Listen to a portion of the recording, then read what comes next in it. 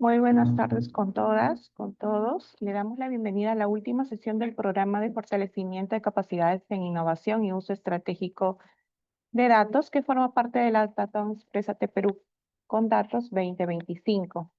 A lo largo de estas jornadas hemos comprobado cómo los datos abiertos y la innovación digital pueden convertirse en aliados poderosos para diseñar soluciones que generen bienestar y transformen positivamente nuestras comunidades.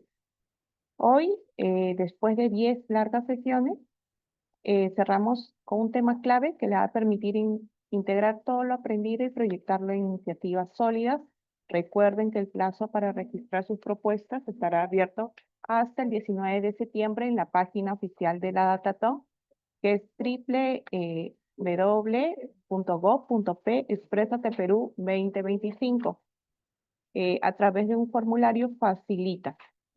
El día de hoy es un honor contar con Luis Quirós, catedrático de SAM y decano de la Facultad de Ingeniería Agroforestal de la Universidad Científica del Sur.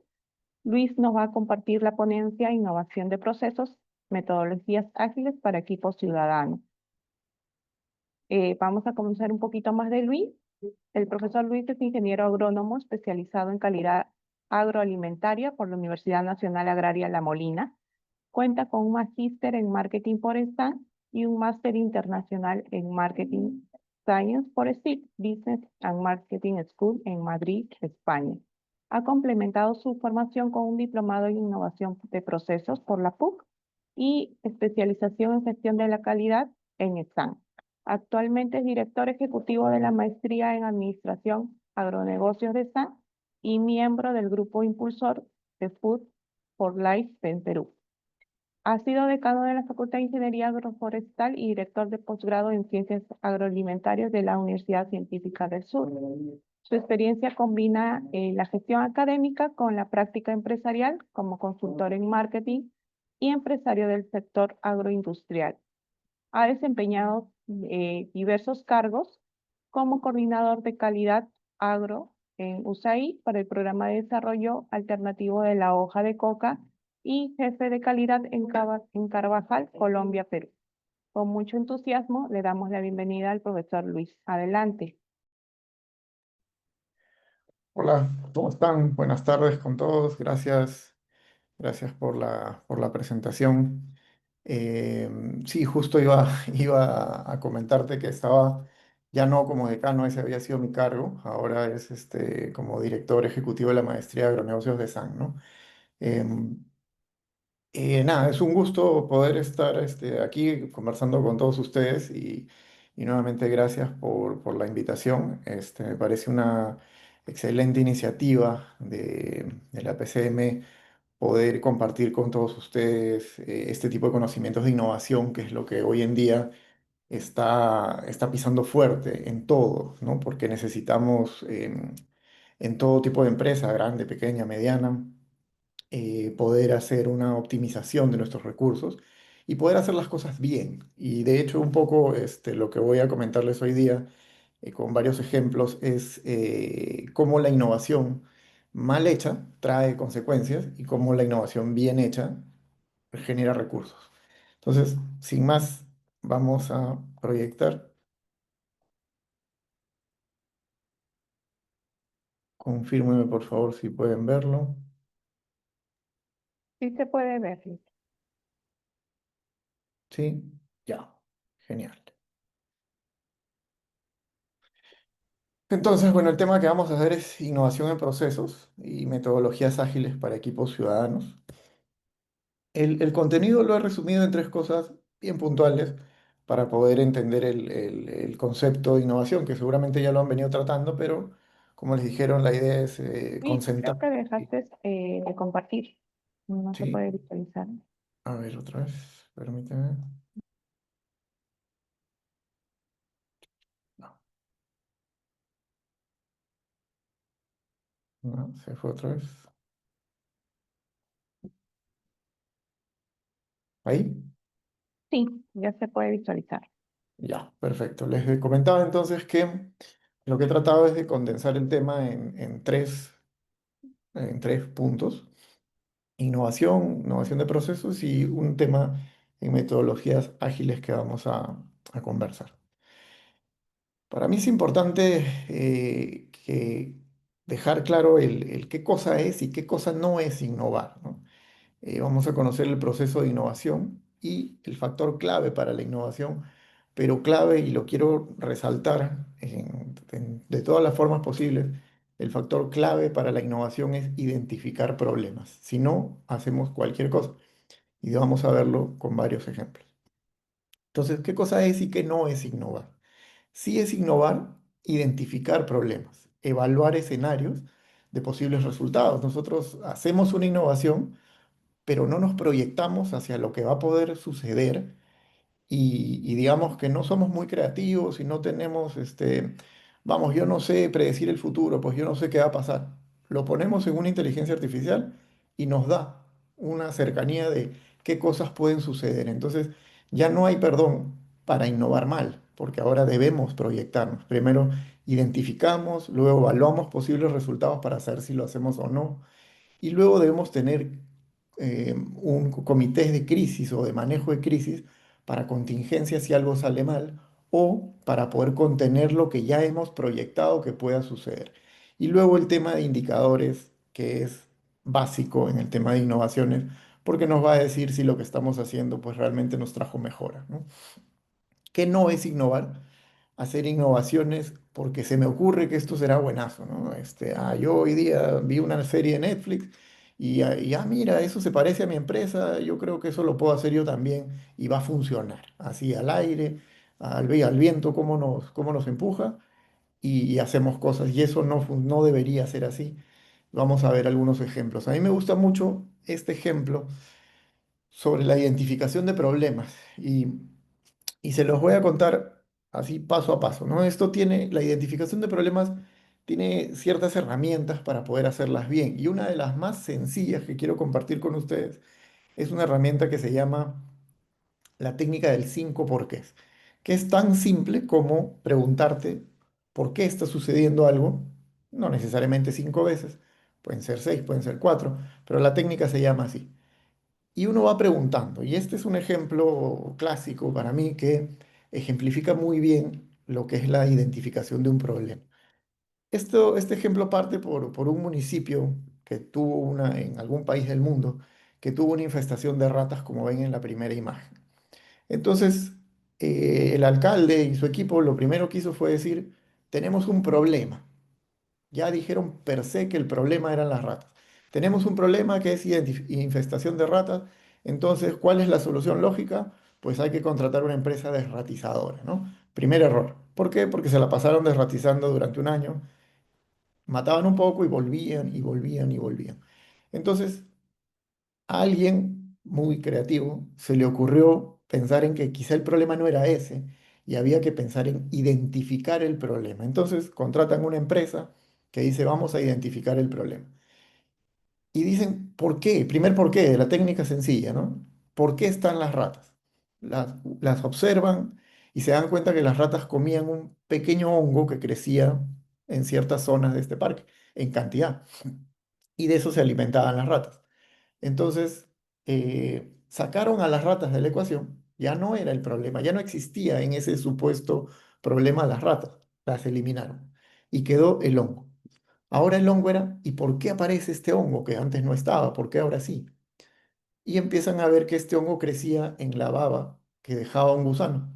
Entonces, sacan al hongo de la ecuación y ahora el por qué es, ¿y por qué está esta baba o este gusano, ¿no? Em, entonces, eh, ¿por qué está la baba? ¿No? Era tocaba la pregunta de ¿por qué está esta baba? Ah, ¿por qué? Porque hay un gusano que la deja. Ok. Y la siguiente pregunta en la técnica fue, ¿y por qué está este gusano o por qué hay tantos de estos gusanos? Porque antes habían unas palomas en este parque que se comían a estos gusanos. Y la siguiente pregunta que venía era, ¿y por qué ya no están las palomas? ¿O dónde están? ¿Qué pasó? ¿Por qué se fueron? Y la respuesta fue pues porque habían puesto unas luces, como ven ahí, en los árboles, en los parques, para que se vean bonitos, ¿no? Entonces, el problema eran las luces, nunca fueron las ratas. ¿Y qué hicieron? Tan simple como apagar la luz, nada más. Entonces, No debemos alocarnos cuando tenemos una situación, yo le llamo situaciones, y es lo que debemos llevarnos como buena práctica. No todo lo que sucede es un problema, es una situación, y hay que identificar cuál es el problema. Yo les pongo ahí, entonces, antes de ponernos creativos para innovar, identificar si es un problema y cuál es el problema real. Una vez que lo tenemos identificado, vamos a gastar mínimamente los recursos. Como en este caso, solo había que apagar la luz, pero se pasaron un año contratando empresas para desratizar pensando que ese era el problema. Entonces, la innovación parte por identificar un problema. A lo loco no funciona. Tenemos que identificar. Aquí les voy a dar dos ejemplos de escenarios de, de posibles resultados que no se hicieron. No, de dos empresas, no voy a decir nombres, quisieron ser innovadoras, vamos a innovar. La primera empresa dijo, tenemos un problema, otra vez, ¿no? Tenemos un problema que es que los clientes no nos compran los camiones porque tenemos una demora en la tiempo de entrega de estos vehículos, ¿no? La competencia los entrega en 17 días, nosotros lo entregamos en 23, tenemos un problema. Entonces, con esa base de error, trabajaron durante casi un año, y de hecho yo fui parte de este equipo para trabajar en identificar todo, innovar y crear muchas cosas, y durante un año se logró, en mejores procesos, en innovación en procesos, reducir el tiempo de entrega de 23 que era a 17, igualito que la competencia. Ya está. Ya habíamos hecho una genialidad, trabajo de un año, recursos invertidos, personas invertidas, tiempo, dinero, muchísimas cosas invertidas. De pronto empezó a suceder y se empezaron a dar cuenta, de hecho, modestia aparte, pero me di cuenta yo, que lo que estaba sucediendo era que venía un cliente y compraba y decía, hola, quiero comprar 10 camiones. Ok, ¿en cuánto tiempo lo entregan? Ah, lo entregamos en 17 días. Ya podíamos decir 17. Ah, genial, igual que la competencia. Ok, te voy a comprar 10. Listo, en 17 días se lo entregamos. Y los clientes decían, no, no, no, no, entréguenmelo en 2 meses, porque no tengo dónde guardarlo. Y así como ese cliente, todos. Entonces, y cuando digo todos, es todos. Pedían en 30 días, en 2 meses. Entonces, un año de trabajo para reducir el tiempo, ¿para qué? Para nada. Porque era tan simple como que le dijéramos a un cliente, te lo entrego en 15, sin hacer nada, sin mover nada. Total, ellos lo iban a querer en 2 meses. Entonces, mala identificación de un problema. El problema no era el tiempo, nunca fue el tiempo, pero se identificó mal, entonces la innovación es errada. En otra organización, em, quisieron innovar para ahorrar recursos. Entonces dijeron, a ver, nosotros tenemos docentes que contratamos, ¿no? Para que dicten una cantidad de horas durante la semana. Pero tenemos 2 semanas en el ciclo donde estos docentes lo que hacen es tomar exámenes y le estamos pagando horas por tomar exámenes. Entonces se pusieron creativos y dijeron, vamos a ahorrar recursos y vamos a innovar en este proceso y vamos a hacer que ese control de exámenes lo haga un docente tiempo completo que ya le pago por trabajar de 8 a 5 de la tarde. Entonces, jaja, campeones, todos saltaron y dijeron, wow, ¿cómo hemos ahorrado plata, no? Ahorraron como 100.000, 150.000 soles y se sintieron campeones porque habían ahorrado ese monto de dinero. ¿Qué sucedió 6 meses después de su genialidad innovadora? Deserción de docentes, deserción de estudiantes, 10% de crecimiento de deserción de estudiantes, de 20 a 30%. 10% significa, y vamos a calcularlo rápido, digamos que de cada 1.000, 30% significaría que 300 estudiantes se van. Si solo tomamos el incremento, que son 100, y lo multiplicamos por una pensión promedio de 1.000, y lo multiplicamos por 5 meses, saquen su número. Entonces esos 150.000 soles que ahorraron, los perdieron catastróficamente en un ciclo, por ponerse innovadores y no pensar en la crisis, no pensar en la contingencia, no pensar en lo que puede suceder. Entonces, les dejo estos primeros mensajes que son, innovamos, sí, pero no por innovar. Debemos identificar problemas y debemos pensar, oye, esto puede ser algo bueno, nos puede generar un ahorro de recursos, pero hay que proyectarse en los posibles escenarios. De hecho, yo puse este escenario en una inteligencia artificial después de lo sucedido y me votó exactamente lo que yo pensaba, tal cual. Va a haber deserción, no dijo números cuántos, pero sí va a haber deserción, va a haber deserción docente, estudiantil, pérdidas económicas y ta, ta, ta. Eso está ahí. Podemos identificarlo, si es que no podemos hacerlo nosotros mismos, con la IA lo podemos hacer sin ningún problema. Ahora, ¿qué nos llevamos de estos ejemplos que les digo? Debemos identificar bien el problema antes de no ponernos a querer innovar. Em, Debemos crear con base en la necesidad y el dolor de un cliente. ¿Qué significa esto? Que nosotros cuando queremos innovar, vamos a innovar, pero con base en lo que el cliente necesita. Y el cliente puede ser el cliente interno y el cliente externo también. Si el cliente interno necesita ahorrar recursos, ok, pero hay que pensar en el cliente externo. Siempre hay que tener un foco en el cliente externo antes de querer hacer una innovación. Porque si nosotros innovamos sin pensar en nuestro cliente interno, tenemos resultados e indicadores que nos van a golpear muchísimo por habernos puesto creativos. Y aquí tienen algunos ejemplos. Y lo otro, perdón, debemos testear bien, ¿no? ¿Qué significa testear? Cuando nosotros hemos pasado por el proceso de innovación, una vez que tenemos nuestro producto final, después de todo el trabajo de innovación, lo que hacemos nosotros es testearlo en campo, focus, investigación de mercado para ver si esto va a tener un impacto positivo. Si no, no lo lanzamos. ¿Por qué? Porque también va a ser un error. Errores, y acá les he puesto algunos, la moradita de Inca Kola, la deben conocer todos, fue un fiasco total. ¿Por qué? Porque no hizo nada del proceso de innovación y las cosas las hizo a lo loco. ¿Por qué? Porque alguien dijo, algún creativo dijo, oye, pero si al peruano le gusta el Inca Kola y le gusta la chicha, pues si las mezclamos, no, esto va a ser un éxito, buenísimo. Lo lanzaron, un desastre. Así también, o sea, no sé si se acuerdan de Hugo, el que le puso leche al jugo, ¿sí? De repente ni se acuerdan de esto porque tuvo una pasada por el mercado peruano muy rápida y también quebró. ¿Por qué? Porque fue un intento de introducir un producto innovador. Vamos, hay que hacer algo que a la gente le gusta el jugo y le gusta la leche. Ah, entonces hay que mezclarlo, voy a que traerlo y hay que lanzarlo. Y no funcionó tampoco.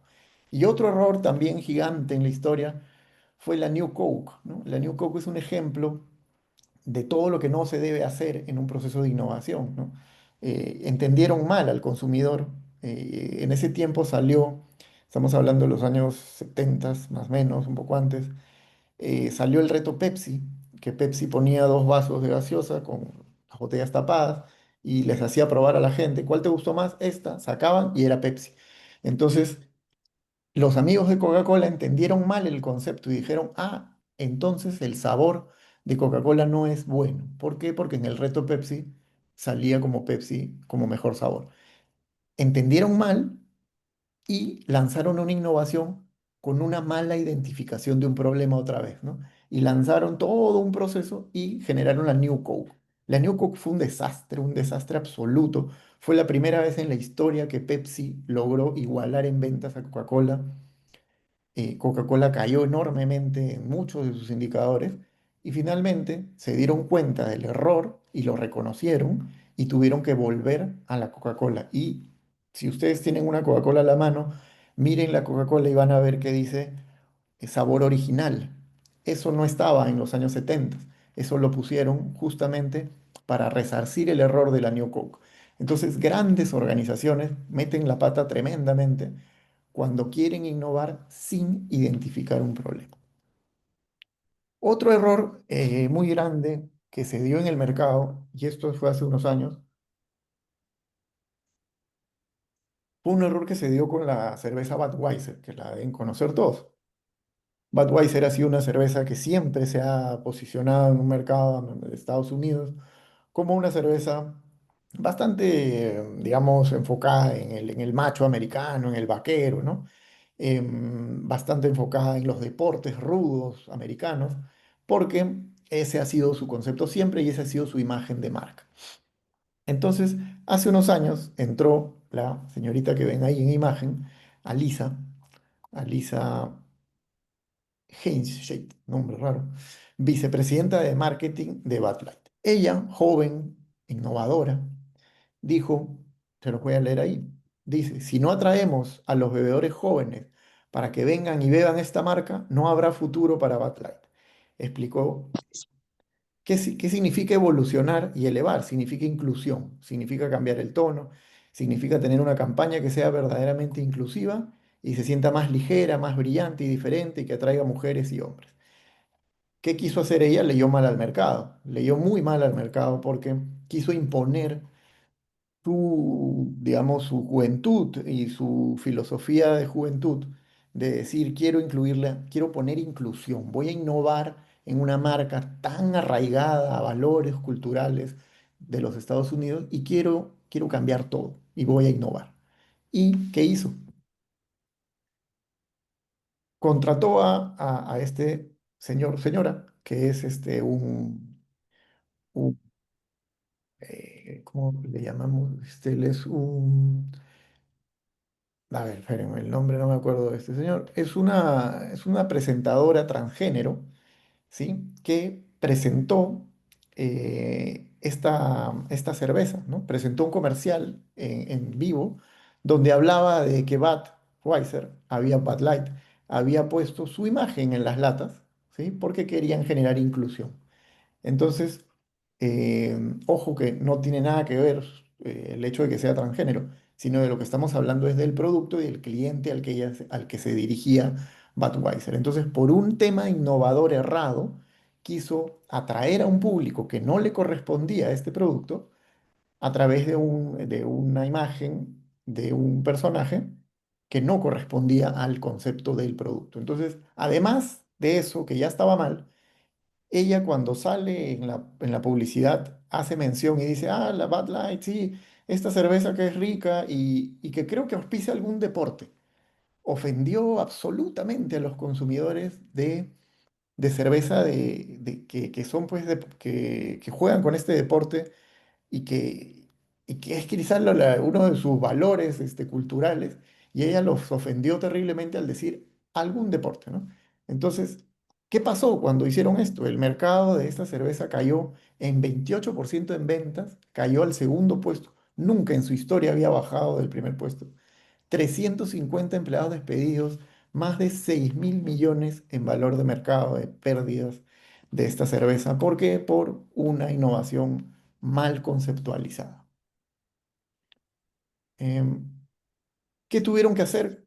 Trajeron a Todd Allen, gerente de marketing de BAT, y el que hizo rápidamente, hizo un comercial como el que ven abajo, volvió a las raíces del el caballo totalmente clásico de los Estados Unidos, The King of the Finals, y volvió a participar en los Reyes de la Cerveza, en la mejor fiesta del deporte rey. Volvió a sus raíces. Entonces, ¿era necesario innovar en ese caso? No, porque miren la destrucción que causó en la empresa. Entonces, la innovación no debe ser algo que hagamos así porque se nos ocurre. Tiene que ser bien pensada. Dicho todo eso, vamos al proceso de innovación. ¿Qué hizo mal? Los ejemplos que les he mencionado, ¿qué cosas hicieron mal? ¿Qué hicieron mal en este proceso? En la primera parte, ¿no? El tema de la experiencia del usuario. Entendieron muy mal al usuario. Comprender la primera etapa del proceso de innovación está en comprender, observar y definir lo que has comprendido y observado. Comprendes al cliente, lo observas, ves cómo consume tu producto, cómo se comporta, y con base en eso tú identificas problemas, identificas dolores.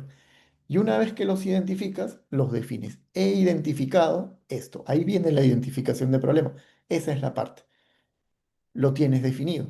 Luego que lo tienes definido, empieza la creatividad, que es un pedacito del proceso de innovación. La creatividad es justo ese momento, esa chispa, donde nosotros decimos, ¿y si hacemos tal cosa? ¿Y si hacemos tal otra? Ideamos, generamos ideas sobre una innovación y luego se prototipa. Cuando se tiene tres opciones, se hacen prototipos o se mejora un proceso, se hace un prototipo de mejora de ese proceso y se testea. ¿Qué cosas no hicieron nuestros amigos de Inca-Cola, de New Coke y todos? No testearon bien. Porque si tú testeas, no pasa el proceso. Si la moradita de Inca-Cola hubiese salido a testeo bien hecho, la gente hubiese dicho, qué horrible, ¿qué es esto? Y no lo hubieran tomado. ¿Me entienden? Tampoco el jugo de Hugo, el que le puso leche al jugo tampoco, y la New Coke tampoco, y tampoco hubiese salido la mala innovación de Budweiser. Esto es un tema simplemente de la creatividad puede equivocarse porque, vamos, son el famoso eureka, ¿no? Uno tiene algo que se le ocurre y dice, esto puede solucionarlo. Hasta ahí estamos bien. De hecho, la idea de Alisa, la gerente de Budweiser, probablemente no fue mala para ella, fue una creatividad y dijo, esto puede ser, pero luego hay que probarlo, hay que testearlo. En el testeo es que está todo el secreto. Si nosotros no testeamos y nos lanzamos de frente, el error suma y es un desastre. Luego que testeamos y vemos que la cosa funciona, viene la implementación.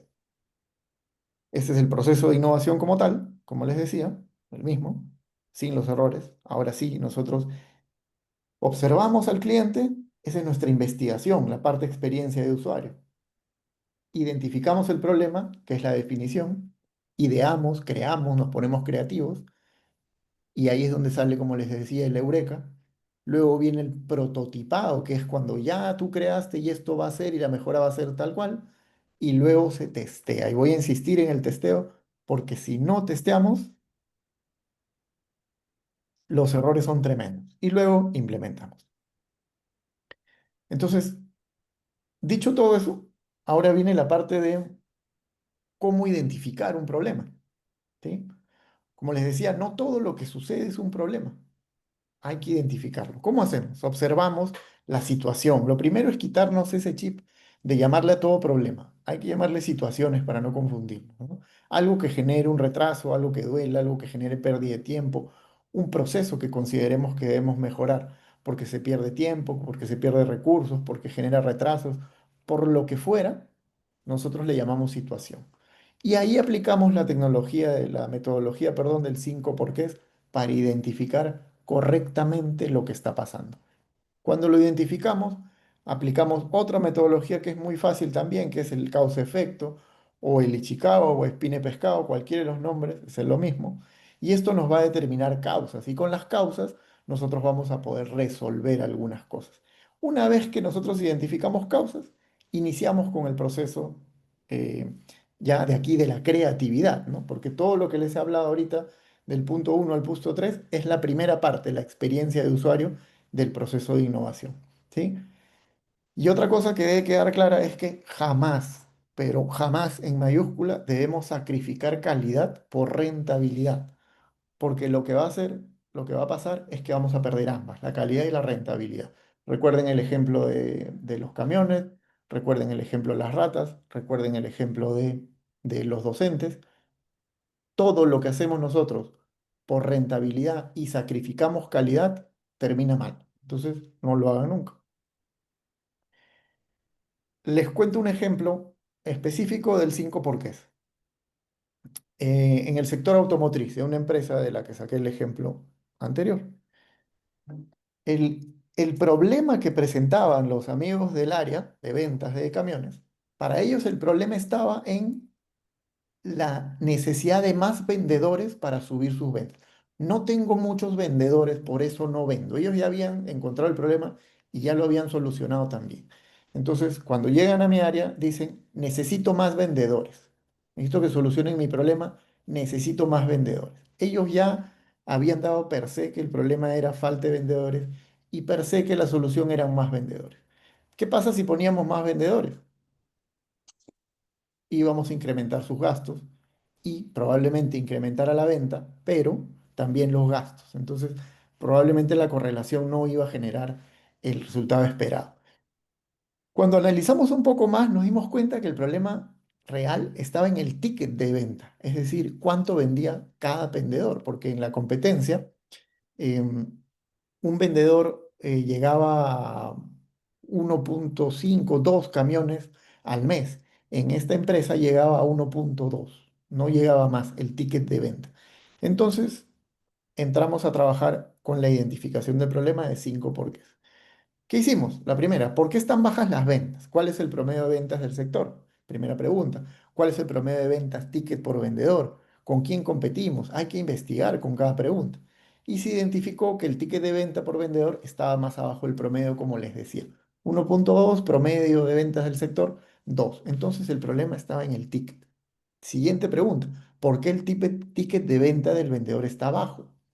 Con una investigación con cada vendedor, nos paramos con cada vendedor y tomábamos tiempo de sus actividades, le preguntábamos sus actividades y aquí viene la innovación de proceso. ¿Cómo es el proceso de venta? ¿Qué hace el vendedor? Nos sentábamos con ellos y evaluábamos cada una de sus actividades. Identificamos que el vendedor le faltaba tiempo, o sea, invertía mucho tiempo en ciertas actividades que no necesariamente eran ventas, ¿no? Entonces tenía que encontrar qué es lo que estaba sucediendo. ¿Por qué el vendedor no tiene tiempo? Siguiente pregunta. ¿Qué le quita tiempo para vender? ¿Por qué no se dedica exclusivamente a vender? Perdón. ¿Por qué no se dedica exclusivamente a vender? Se identificó que el vendedor debía llenar un reporte diario con 30 casillas de datos por cliente. Nombre, apellido, dirección, teléfono, nivel de educativo, distrito, etcétera, etcétera, 30 datos. ¿Sí? Y además el sistema era súper lento, también por la cantidad de datos que tenía que tener. Y además se identificó que para mostrar un camión, el vendedor tenía que llevarse al cliente hasta el Callao para mostrarle el camión, porque no tenían unidades, no tenían un showroom. Entonces dijimos, ok, ¿y por qué tanto dato y por qué hasta el Callao, ¿no?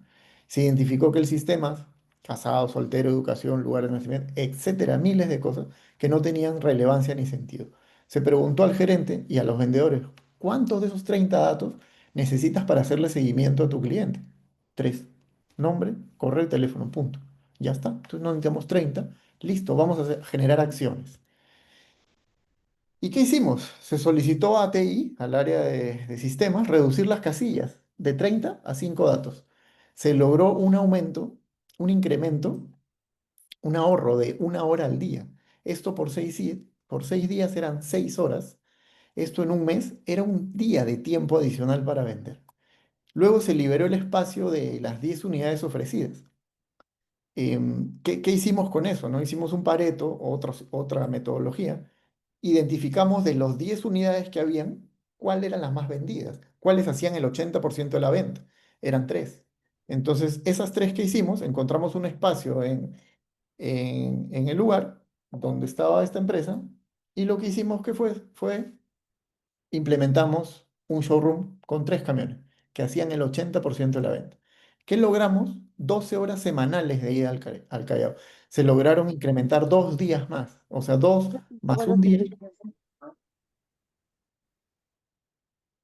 ya teníamos 3 días de incremento de tiempo. Y finalmente se logró subir el ticket de venta a 1.8, ¿no? Entonces, al implementar el showroom, los clientes veían el camión limpio, porque en el Callao estaban todos sucios porque estaban en el puerto. Se incrementó la venta totalmente. Las ventas se incrementaron, la planilla se mantuvo y se logró el objetivo, que era tener un margen mayor, ¿no? Entonces, ¿el problema era que habían pocos vendedores? No, eso era el dolor. El problema era el tiempo. Si nosotros identificamos mal y te hubiéramos trabajado en innovar que el tema de los vendedores, hubiésemos hecho mil cosas creativas para el tema de los vendedores, pero ese no era. El problema estaba en el tiempo. Y cuando nosotros identificamos bien, resolvemos bien. Ya para ir acercándonos a cerrar, eh, les voy a hablar rápidamente de la innovación de procesos. La innovación de procesos es todo lo que hemos conversado enfocado en procesos, puntualmente. Pero se tiene que hacer un tema que es el levantamiento de un proceso y el factor clave o los factores claves que no van a encontrar en los libros es, bueno, la mejora continua, que eso es el constante, el ciclo de Deming, que lo van a encontrar en muchos libros, pero lo que no van a encontrar es que en un levantamiento de procesos deben estar todos los involucrados. De hecho, en el libro de Six Sigma menciona que se deben levantar procesos y lo recomienda persona por persona, ¿no? Eh, y eso es un error tremendo, ¿no? Porque va a pasar de que cuando tú eres la casilla A, que le pasas las cosas a la B y la B se le pasa a la C, y le dice, Cuando tú le preguntas a A, te dice, ah, yo le paso el documento A, B y C. Y el amigo B te dice, no, no, a mí me pasa el B y el C nomás. El A no sé a quién se lo dará. Y ahí hay un hueco. Y en eso te salen como 50 procesos mal hechos. ¿Cómo se soluciona esto? Con una metodología que les voy a dar el nombre ahora en la siguiente diapositiva, que se llama Lean Six Sigma. Eso se identifica con todos los involucrados para el levantamiento del proceso. ¿Qué significa? Que nosotros invitamos a todos los que estén involucrados en un proceso, los metemos a todititos en una sala y empezamos a levantar el proceso. Las personas que trabajan en procesos les dirán que, les van a decir que no, no, eso es una locura. ¿Por qué? Porque, claro, es difícil levantar procesos y jalar a todos los que están involucrados, a todos, absolutamente a todos, y meterlos en una sala y empezar a dibujar un proceso en grande. Es una logística más compleja, pero sin embargo el resultado es en una sola sala. De la otra forma te vas a tomar meses yendo donde Juan, que le pasa a Pedro, le preguntas a Juan, y luego vas donde Pedro y te dice que no, entonces tienes que retroceder donde Juan y Juan te dice, ah, sí, pero no, yo se lo paso a Manuel. Y Manuel, ah, yo, no, yo se lo pasaba y es un desorden tremendo. Pero cuando lo haces en un solo sitio con todos los involucrados, eso se resuelve en 2 o 3 días. Entonces, mi recomendación es el levantamiento de procesos, háganlo con todos los involucrados en su proceso. No lo hagan solo con los gerentes, porque los gerentes saben mucho de gestión, pero no saben mucho del proceso. ¿Por qué? Porque eso es el día a día. Entonces, pero pregúntale a un gerente, ¿cómo hacen exactamente el proceso de producción? Ay, más o menos te va a responder, pero no te va a decir exacto porque no está en su día a día, él está en otras labores. Entonces, los gerentes son parte, sí, pero debemos trabajar con el que está involucrado en el proceso. Desde el vigilante, que es el que le da, porque si hablamos de ventas o servicio al cliente, ¿quién está en el inicio del servicio al cliente? El vigilante. Hay que introducirlo al proceso. La gente dice, no, no, no, él es de terceros, él no trabaja conmigo, él es de una empresa tercerizada. No importa, es parte de tu proceso, súmalo a tu proceso. Y así van a ver ustedes cómo van a solucionar. Entonces, la innovación de procesos puntualmente es todo lo que hemos conversado hacia atrás, la identificación de problemas y todo, pero dirigida a procesos dentro de nuestra organización.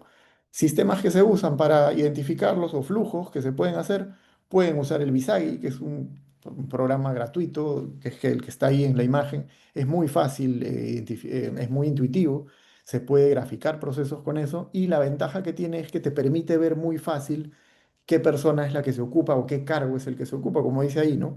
Inicia el proceso en el circulito verde y luego dice realizar solicitud de prueba.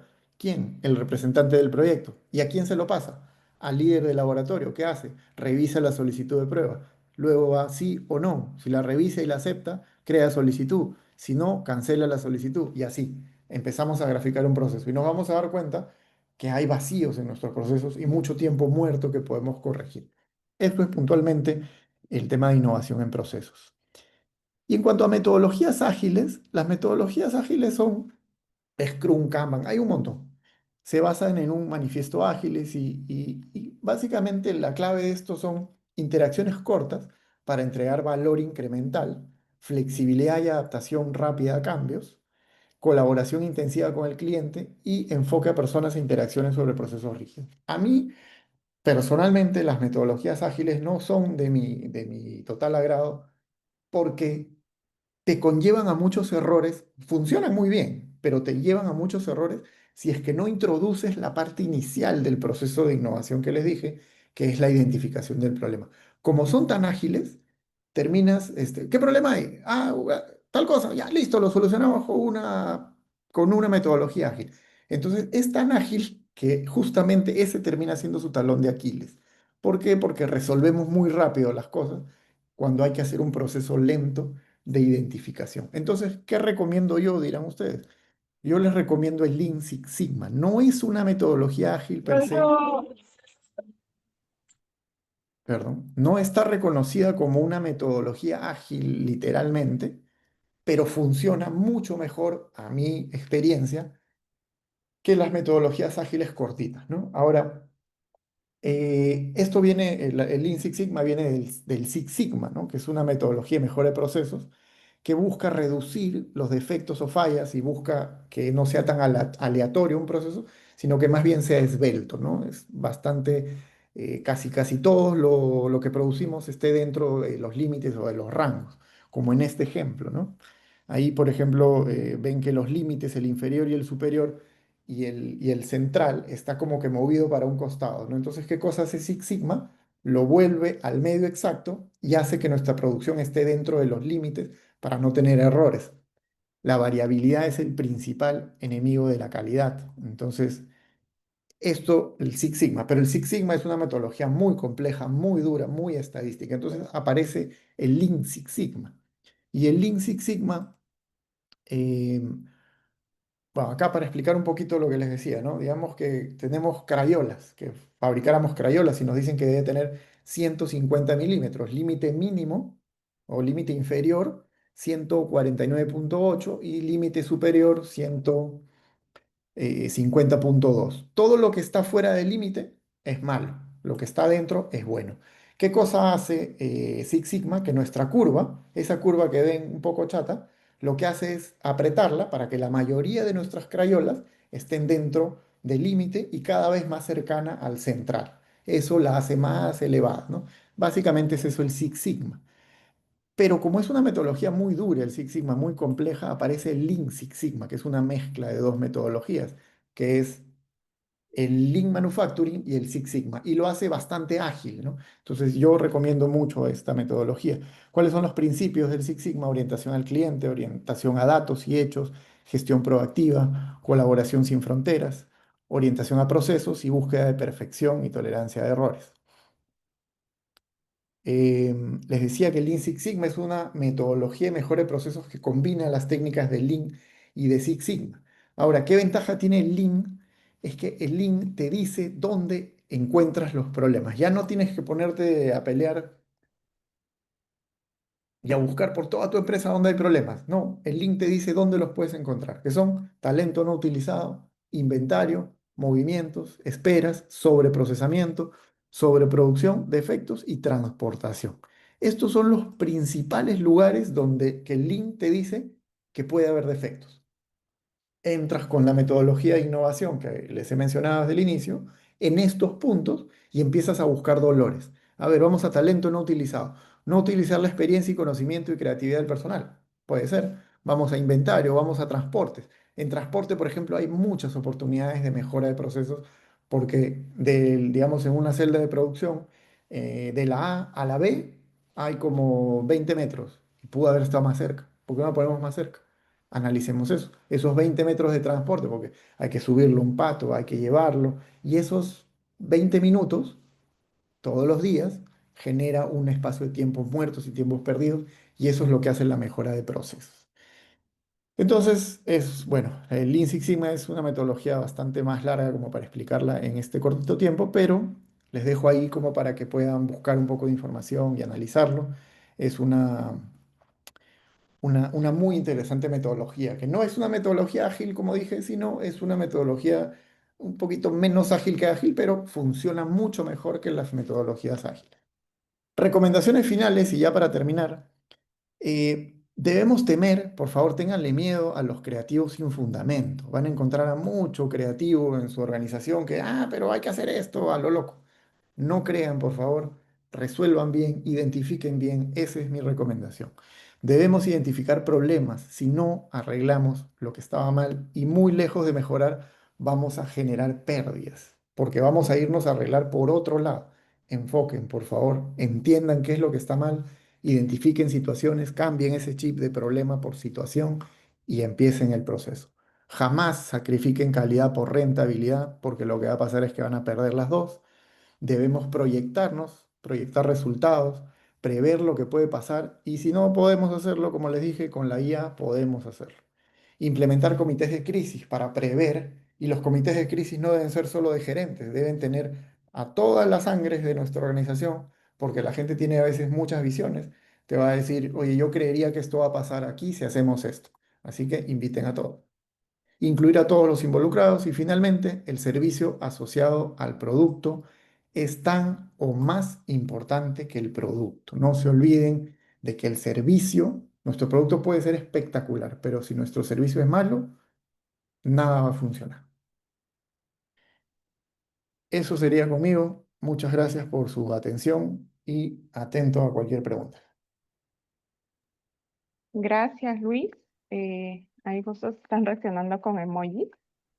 Quienes deseen participar pueden levantar la mano o de repente escribir la consulta acerca del tema en el chat de Zoom.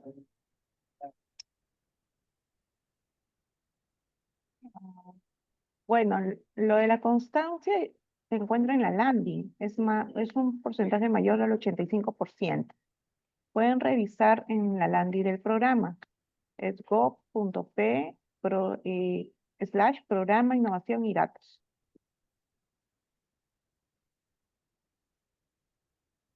¿Alguna consulta sobre la sesión? A ver, tenemos a Stephanie Pretel. Adelante, Stephanie.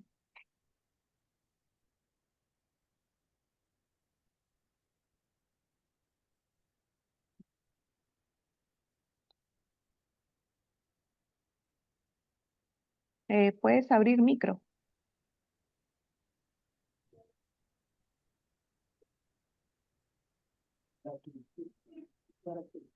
Ah, ¿Aló? ¿Puedo intervenir? claro, Teófilo, adelante. Sí, un gusto. Buenas tardes. Excelente exposición, Paul. Mira, yo soy un funcionario público, trabajo en Proevía Nacional, Ministerio de Transporte.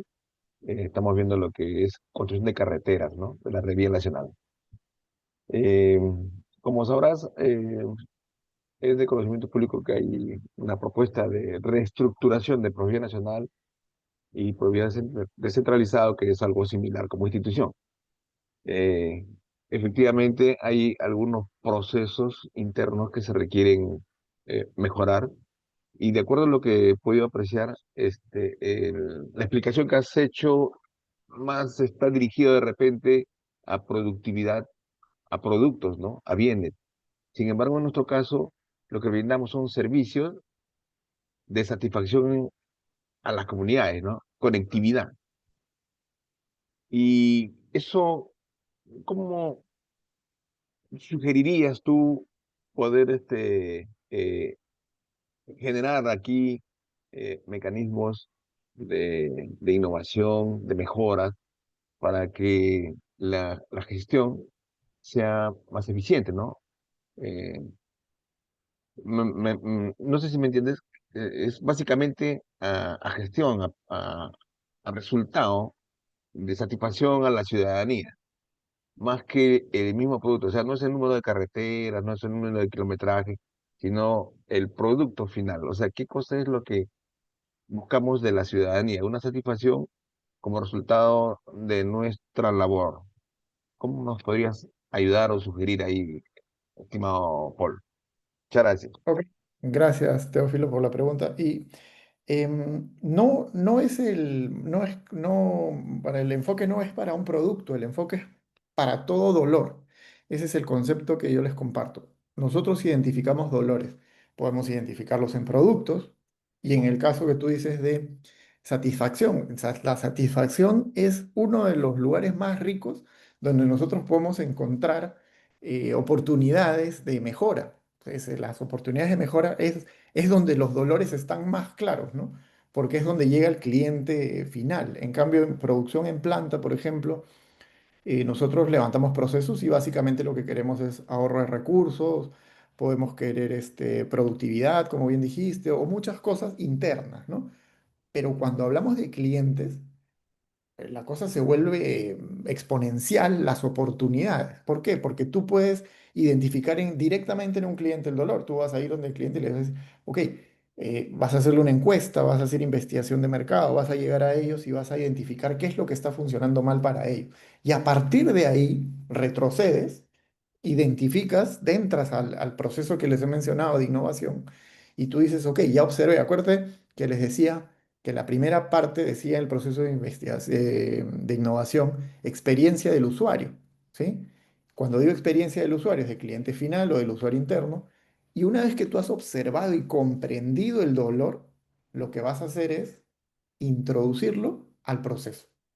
Es la misma metodología, Teófilo, que les he explicado, es la misma. Y como te digo, mucho más rico aún lo que puedes identificar cuando vas a trabajar directamente con un cliente. Tienes unas oportunidades enormes ahí.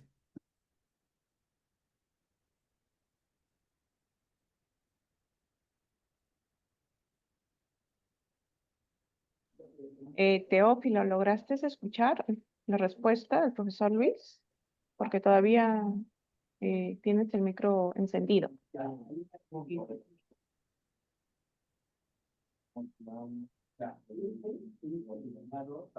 Bien, creo que ya lo apagó. A ver, ¿cuál es tu nombre, Lenovo? Adelante. Buenas tardes. Yo soy José. ¿Qué tal, José? Bueno, entonces la consulta acerca del tema innovación por procesos. Sí, ¿Cuál lo es que tu me consulta? en Six Sigma, yo tenía entendido que era más para aplicar para producción continua y no para producción por lotes o intermitente. ¿Qué nos puede decir sobre eso? ¿Se aplica siempre o se puede aplicar solo en caso de producción continua? Ya, el Six Sigma, o sea, como toda metodología es adaptable, toda metodología se puede usar. Normalmente el Six Sigma, al ser una metodología tan compleja y tan estadística, se utiliza siempre en producción en planta porque tienes muchísima data, muchísima información, muchos datos milimétricos y esa estadística te ayuda a determinar cosas. Por eso el Six Sigma no lo toco, sino me enfoco más en el Lean Six Sigma que es un poquito más light, digamos, es el término correcto es, es una metodología más palatable, por así decirlo, que te va a permitir hacer con los conceptos de Six Sigma, sin utilizar el Six Sigma como tal, porque es muy complejo y muy estadístico, jalas su teoría y la introduces en la teoría del Lean. Entonces lo vuelve mucho más fácil de manejar, ¿no? A tu pregunta nuevamente, el Six Sigma es muy complejo y aplicarlo a servicios no funcionaría tal cual porque necesitas muchos datos muy específicos. En servicios son muy cualitativos, a veces muy aleatorios. Entonces no te va a funcionar un Six Sigma, pero yo por eso no toco Six Sigma acá, toco Lean Six Sigma, que es mucho más esbelto. Y el Lean Six Sigma sí se puede aplicar a servicios porque te va a permitir entender dentro de la organización, como en el Lean Manufacturing, los desperdicios internos y además, como decía Teófilo, puedes ir hacia el levantamiento de casos de servicios puntualmente, eh, NPS y diferentes indicadores que te van a permitir saber dónde hay un problema y los puedes identificar rápido y los introduces al proceso de innovación como metodología. Ya, muchas gracias. Bien, antes de darle pase a Cristian, hay una consulta de Stephanie. Bueno, indica, profesor, considerando la recurrente problemática de las obras públicas paralizadas, retrasadas o en controversia, le gustaría saber si la innovación de procesos y las metodologías ágiles, como las que se han compartido en esta charla, podrían aplicarse para mejorar la coordinación y la gestión de la cadena de valor en las contrataciones públicas entre las entidades del Estado y sus proveedores, con el fin de reducir estos problemas. Ya, hay una ley de modernización de la gestión pública que habla justamente del tema de innovación, de la mejora de procesos. Entonces, no, y acá escucho varias preguntas relacionadas a la gestión pública. Yo he enseñado en algunas universidades temas de modernización de la gestión pública y lo que les voy a decir es el resumen de lo que he oído en mis clases. No le tengan miedo a la modernización y a la mejora continua y a la innovación en la gestión pública. Es un poco más compleja porque, vamos, tiene ya cosas escritas en piedra y no se puede tocar mucho, pero, pero no significa que no podamos implementar mejoras, porque al final em, nosotros identificamos dentro de un proceso y el Estado es digamos que la mamá de los procesos largos y a veces muy tediosos y muy complejos. Entonces, es muy rico poder identificar cómo un proceso dentro, de hecho yo he mejorado procesos en municipalidades distritales en alguna provincia, en una municipalidad distrital, y era un proceso, recuerdo, de algo sobre las ventas de los pagos de la alcabala. Era un proceso complicadísimo el que tenían y claro, tiene muchos temas legales, firmas, revisiones, pero levantas el proceso, que te termina siendo una sábana enorme, se levanta un proceso y se pueden ir haciendo ajustes, con mucho más cuidado que en la entidad privada, porque en la privada no tienes, como digo, tanta cosa escrita en piedra y tantas complicaciones, no, así lo dice la ley y así lo dice el reglamento y así, y es más complejo, pero no significa que no se pueda. Es un poquito más tedioso mejorar la gestión pública, pero sí se puede. No piensen que no. Bien, Cristian, puedes, Hola, ¿qué tal? ¿Qué tal? ¿Sí me escuchan? ¿Sí? sí, Ok, adelante. primero, muchas gracias Luis. Muy buena la presentación. Y bueno, quisiera preguntar, mire, en mi caso yo soy marketero, entonces muchas veces como que se le pide a mi área que tratar de, digamos, identificar estos mismos problemas, identificar los dolores con el cliente, porque tiene mucho de relación. Básicamente, marketing es pensar mucho en el cliente, ¿no? Entonces, quisiera saber yo si tienes algún, no sé, algún ejercicio o algo como para poder practicar, digamos, al día a día, identificar problemas, dolores o problemas que en realidad no sean problemas, como lo hemos visto en tu presentación. Y bueno, también quisiera saber si, como decías, hay algunos problemas que son como que no son los problemas reales que tiene el cliente. Entonces, si tuvieras alguna metodología para poder identificarla. Y por último, si podrías recomendarnos algún libro de lo que has hablado el día de hoy, ¿no? Está súper genial. Muchas gracias. Ya. A ver, tú eres marquetero, así que somos colegas, qué bueno.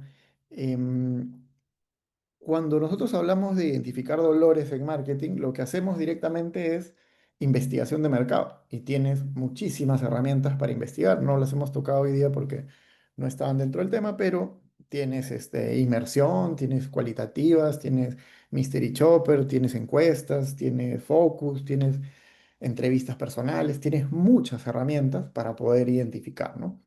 Em, yo te lo cuento, te cuento una anécdota de un caso rapidito como para que lo tengas. Trabajé en una empresa de cómputo, importaban ellos unos tablets em, y trajeron justo esos tablets para el tema del mundial, de ya hace muchos años atrás, y los tablets vinieron con muchas fallas. Entonces, hoy día lunes se vendían y mañana martes venían las personas a reclamar. Y el área de servicio de atención al cliente estaba repleta de gente y cada vez entraban más y más y más. Y llegó un punto en donde la empresa lo que hacía era recibir el tablet malo y te entregaba uno nuevo porque ya no podían ni revisarlo por la cantidad de gente. Entonces ya te imaginas cómo se complicó todo y eso se lo encargan siempre a marketing porque es el que ve postventa y es el que ve servicio y demás. Entonces, ¿qué cosa hice yo? Investigación de mercados. Yo asumí, me metí entre el público, un Mystery Chopper viene ahí la técnica, me metí dentro de la gente que estaba reclamando, me senté ahí y empecé a escuchar los problemas. Y había gente que tenía problemas tan básicos como de configuración. Mire, mi tablet se gira para todos los lados y nunca está con el logo que debe estar arriba. Configuración, lo arreglabas y ya estaba. Ah, ya. Y mi tablet tiene un, no sé, ¿qué más de configuración? No sé, el color. A mí me ha venido fallado porque mire el color. Como eran tablets muy baratos, empezaron a venderse a personas que no tenían de pronto el expertise para manejar ciertos sistemas de Android, ¿no? Entonces se quejaban de todo. Entonces, ¿qué cosa hice yo? Al identificar con una técnica de marketing, de investigación de mercado, meter a como 6 o 7 personas de servicio técnico, ¿sí? Entre el público, sentados. Entonces lo que hacían, estaban ahí, señora, ¿cuál es su problema? Ah, mire que esto, y se lo solucionaban al toque. Ah, sí, esto es así. Y empezamos a reducir el tema. Y el área de servicio se volvió manejable otra vez.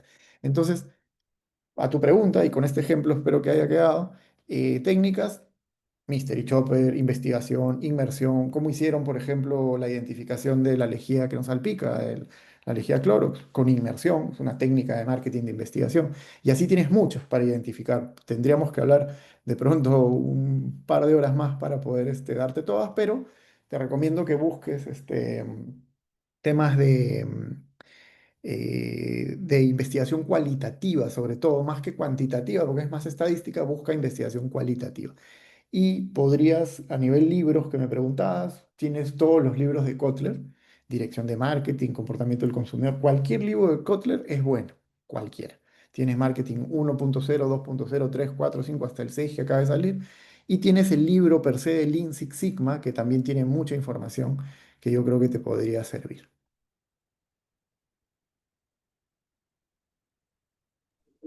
Bien, y la última consulta ya para ir cerrando la sesión. Bueno, José Yáñez consulta, buenas tardes y muchas gracias por la presentación. ¿Cómo se relaciona el Customer Journey con la innovación de procesos que explicó? Ya, el Journey Map es otra herramienta para poder identificar dolores dentro de una organización. El Journey Map bien trabajado levanta un proceso y toca básicamente los puntos de contacto con el cliente, directamente con el cliente, ¿no? Si tú tienes, imaginemos un restaurante, tienes la recepción, tienes la mesa, la entrega de la carta, tienes el pedido, comes, pero la preparación del alimento no está está dentro del proceso, pero no del Journey Map, porque el Journey es las casillas que tocan directamente al cliente. Y una vez que tocas directamente al cliente con un Journey Map, identificas rápidamente qué es lo que está funcionando mal. Error en el Journey Map que regularmente cometen es, oye, vamos a reunirnos los de la empresa, nos juntamos los jefes, asistentes, analistas, todos dentro de la empresa y dibujamos el Journey Map, porque nosotros creemos que sabemos más que el cliente. Y dibujamos el Journey, ponemos un montón de papelitos, los posits, y ponemos y hacemos todo nuestro dibujito y hacemos nuestra sesión de taller del Journey Map. Eso es un error tremendo, porque el Journey Map no se hace con nosotros, el Journey Map se hace con el cliente. El cliente es el que tienes que hacerlo. ¿Cómo haces uno de esos? Puedes hacerlo con un focus, puedes hacerlo con entrevistas de grupos y les haces elevar el Journey Map a ellos. Si es un restaurante, buscas clientes y los invitas a que te cuenten con una encuesta rápida cuál fue de los puntos con los que usted se ha tocado hoy día. ¿Qué cosa es lo que no le gustó? Ah, el mozo está mal vestido. Listo. ¿Qué más? La carta no la entiendo bien. Listo. ¿Qué más? Me demoró mucho la comida. Listo. ¿Qué más? Me llegó frío esto. Y ahí anotas. Ese es el Journey Map. Pero el secreto en el Journey Map está hacerlo con el cliente. No cometan el error de hacer el Journey Map en un taller dentro de la empresa porque eso no funciona. Bien, profesor Luis, ya con esta ponencia llegamos al cierre de nuestro programa. Queremos agradecer profundamente al profesor Luis Quirós, que nos ha compartido herramientas y sus conocimientos valiosos para dar paso al más importante, convertir sus ideas en proyectos reales con impacto ciudadano. Les recordamos que es hasta el 19 de septiembre que vence el plazo para registrar sus proyectos de la Hackathon Exprésate Perú con Datos 2025.